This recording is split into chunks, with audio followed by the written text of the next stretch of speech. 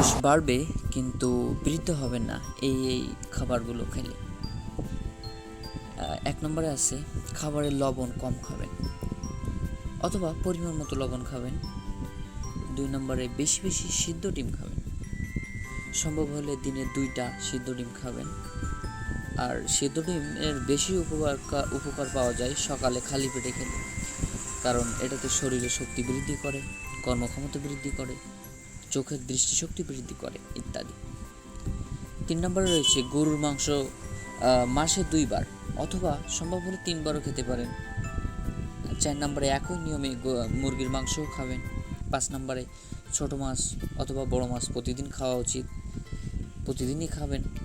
ছোট মাছ চোখের দৃষ্টিশক্তি বৃদ্ধি করে, বড় মাছ আমিষের ঘাটতি পূরণ করে। আর যদি পারেন সামুদ্রিক মাছ খাবেন। 6 নম্বরে প্রতিদিন কম করে 1টি কলা খাবেন। প্রতিদিন 1টি কলা শরীরের জন্য খুবই উপকারী। আর এছাড়া কলা এমন একটা খাবার যেটা তাৎক্ষণিক শরীরে শক্তি যোগান দেয়। 7 নম্বরে ভাত কম খাবেন এবং সবজি বেশি খাবেন। আর 8 নম্বরে দিনে 8 থেকে 10 গ্লাস পানি অবশ্যই পান করবেন, তবে শীত ও গরমকে কেন্দ্র করে এটার কম বেশি হতে পারে।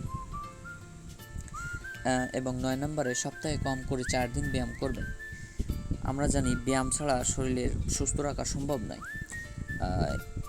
মোটামুটি এগুলোই মেনটেন করে একজন সুস্থ মানুষ বয়স বাড়বে কিন্তু বড় হবে না, এই প্রক্রিয়াটি নিশ্চিত করতে পারে ইনশাআল্লাহ।